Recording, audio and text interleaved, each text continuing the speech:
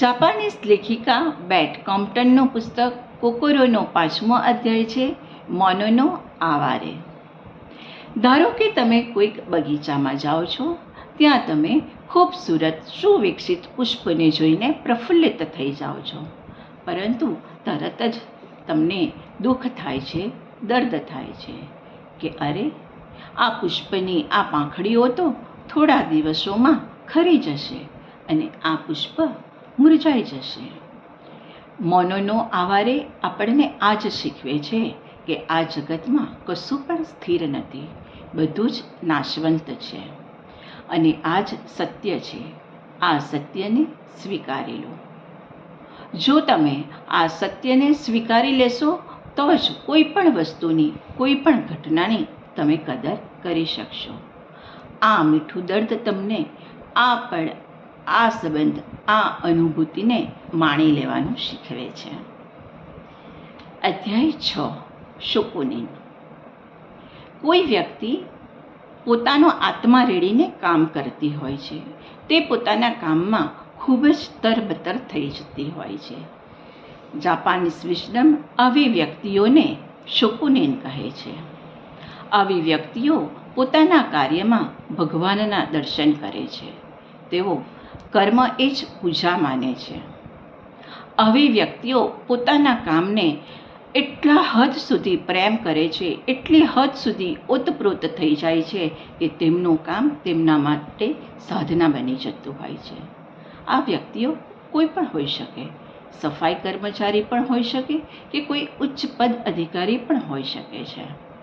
આવી વ્યક્તિઓની છાપ સમાજમાં અસાધારણ વ્યક્તિ તરીકેની છપાય છે. આવી વ્યક્તિઓની ગેરહાજરીમાં પણ તેમની યાદો જીવંત બની જતી હોય છે. અધ્યાય 7, ઇચિગો ઇચીએ. આ અધ્યાયમાં આપણને શીખવે છે કે બ્રહ્માંડમાં દરેક ક્ષણ ઇતિહાસ બની જતી હોય છે.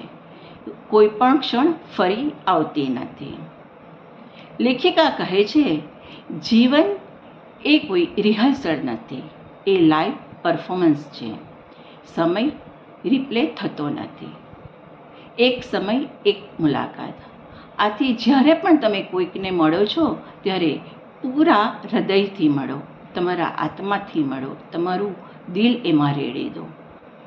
ભલે તમે એ વ્યક્તિને વારંવાર મળવાના હોય, પરંતુ આ મુલાકાત ફરી નથી આવવાની. અધ્યાય 8, કાંશા.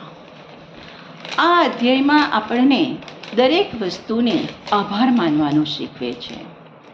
લેખિકા કહે છે, કૃતજ્ઞતા એક એવી ચાવી છે કે જે માનસિક શાંતિના દરવાજા ખોલે છે. તમે દિવસ દરમિયાન જેને પણ મળો, બધાને જ આભાર માનો. તમે દરેક વ્યક્તિને નતમસ્તક આભાર માનશો તો તમને ખૂબ જ શાંતિ મળશે. જાપાનીઝ લોકો જમતા પહેલાં ઇતાદાકી માશુ બોલે છે.